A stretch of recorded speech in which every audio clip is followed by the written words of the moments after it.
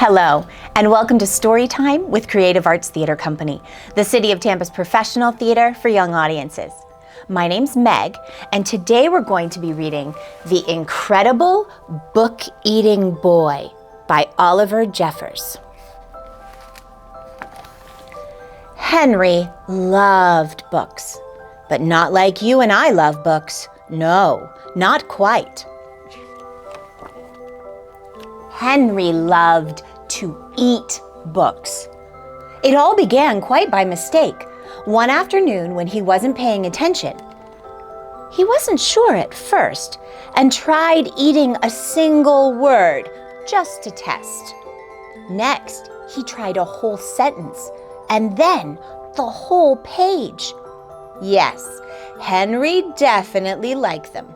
By Wednesday, he had eaten a whole book. And by the end of the month, he could eat a whole book in one go. Look at that. He's on stage and he's billed as the Incredible Book-Eating Boy. Henry loved eating all sorts of books. Storybooks, dictionaries, atlases, joke books, books of facts, even math books. But red ones were his favorite, and he was going through them at a fierce rate. But here is the best bit. The more he ate, the smarter he got. See, look, a book goes in, information goes to the brain, and the belly gets full. He ate a book about goldfish, and then he knew what to feed Ginger. Before long, he could do his father's crossword in the newspaper and was even smarter than his teacher at school. Wow. Henry loved being smart. He thought that if he kept going, he might even become the smartest person on earth. So, he kept eating books, and he kept getting smarter. And smarter, and smarter. He went from eating books whole to eating them 3 or 4 at a time. Books about anything. Henry wasn't fussy, and he wanted to know it all. But then, things started going not quite so well. Look, he's having a dream, and the book is coming after him, saying, "I'm going to eat you." In fact, they started going very, very wrong. Henry was eating too many books, and too quickly at that. Bite, chew, chew, chew, gulp. Uh-oh. Green, greener, ooh, greenest. Ooh, he doesn't feel very well. He was beginning to feel a little ill. But here is the worst bit. Everything he was learning was getting mixed up. He didn't have time to digest it properly. It became quite embarrassing for him to speak. What do we think is coming out of his mouth? Just these letters.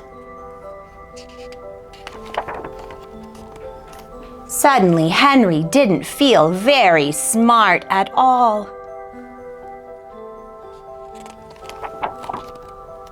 More than one person told him he should stop eating books.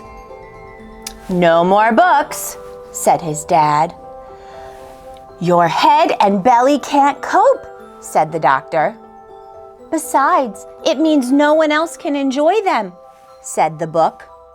"You owe a total of..." I bet he has lots of late fees at the library. So Henry gave up eating books and sat sadly for a long time. What was he to do? Then, after a while, and almost by accident, Henry picked up a half-eaten book from the floor, but instead of putting it in his mouth, Henry opened it up and began to read. And it was so good. Henry discovered that he loved to read, and he thought that if he read enough, he might still become the smartest person on earth. It would just take a little bit longer.